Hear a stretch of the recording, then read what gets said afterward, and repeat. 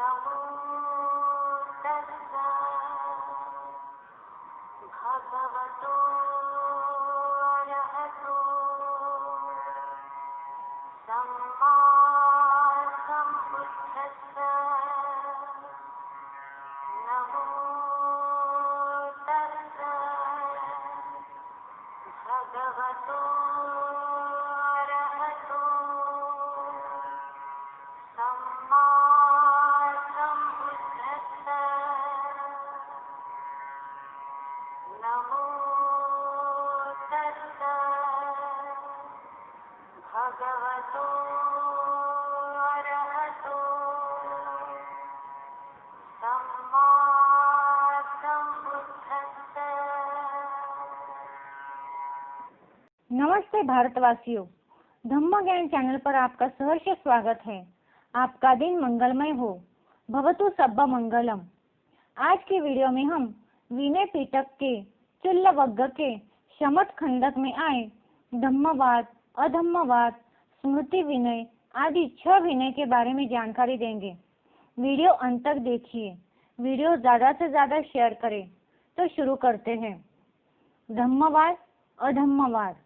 पहला है, उस समय तथागत बुद्ध श्रावस्ती में अनाथ पिंडक के आराम जेतवन में विहार करते थे। उस समय षड्वर्गीय भिक्खु, अनुपस्थित भिक्खुओं का भी तर्जनीय कर्म, नियस्त कर्म, प्रव्रजनीय कर्म, प्रतिसारणीय कर्म, यह कर्म यानी फैसला करते थे। जो वह भिक्खु अल्पेच्छ यानी निर्लोभ थे, वह हैरान होते थे। तब उन भिक्खुओं ने तथागत बुद्ध से यह बात कही, सचमुच भिक्खुओं? हाँ, सचमुच भगवान। तथागत बुद्ध ने फटकार कर धम्म संबंधी कथा कह भिक्खुओं को संबोधित किया। भिक्खुओं, अनुपस्थित भिक्खुओं, कर्म यानी फैसला नहीं करना चाहिए। जो करेगा उसे दुक्कट यानी दुष्कृत्य दोष हो। दूसरा है, अधम्मवादी व्यक्ति, अधम्मवादी बहुत से व्यक्ति, अधम्मवादी संघ, धम्मवादी एक व्यक्ति, धम्मवादी बहुत से व्यक्ति, धम्मवादी संघ को। पहला है, एक अधम्मवादी यानी नियमों से अनभिज्ञ व्यक्ति दूसरे धम्मवादी व्यक्ति को समझावे, सुझावे, प्रेम करावे, अनुप्रेम करावे, दिखलावे, फिर दिखलावे। यह धम्म है, यह विनय है, यह शास्ता यानी बुद्ध का शासन यानी उपदेश है। इसे ग्रहण करो, इसे दूसरों को बतलाओ। इस प्रकार यदि अधिकरण यानी मुकदमा शांत होवे तो वह अधम्म से सम्मुख के विनय भास से शांत होगा। दूसरा है, अधम्मवादी व्यक्ति बहुत से धम्मवादियों को समझावे।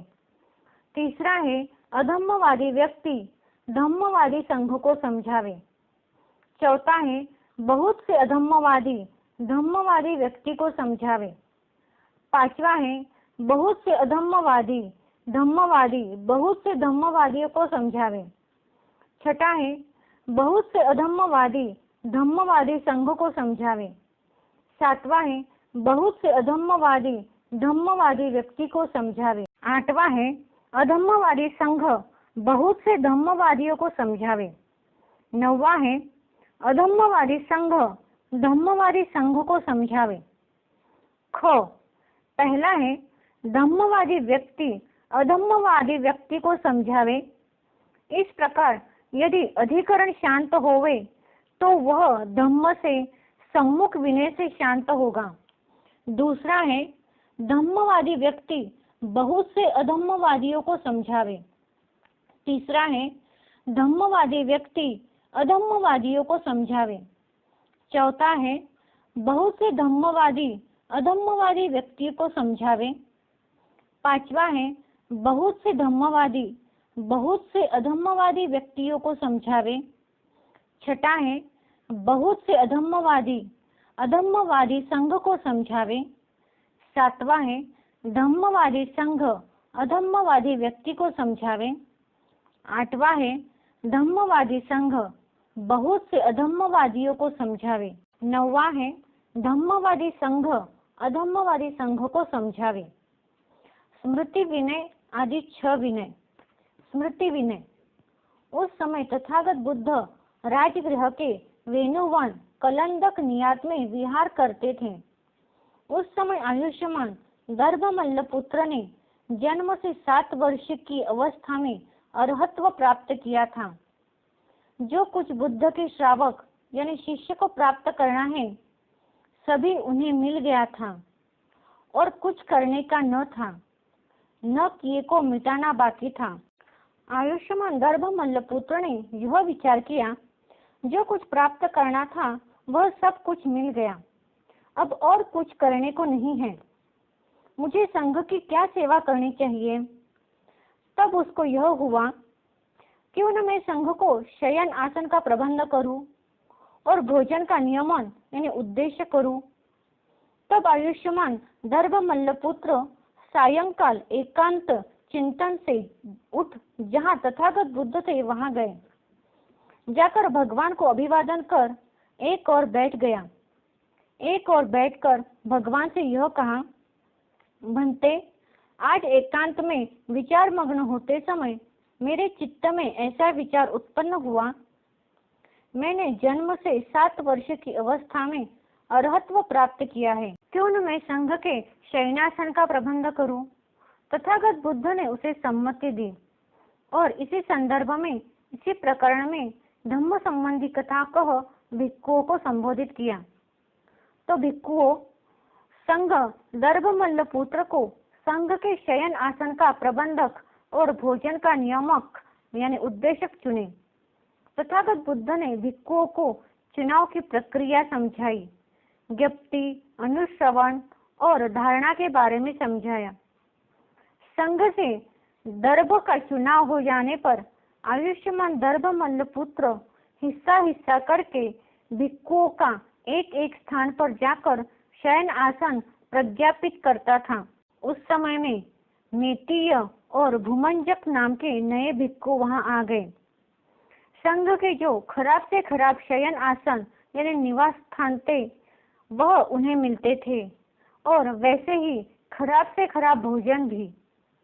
उस समय राजगृह के लोग संघ को घी, तेल, उत्तरी भंग यानी भोजन के बाद का खाद्य अभिसंस्कार देना चाहते थे, किंतु मेतीय और भूमंजक को सदा का पका कनाजक यानी बुरा अन्न को विलंगक यानी विंडक अनाज के साथ देते थे।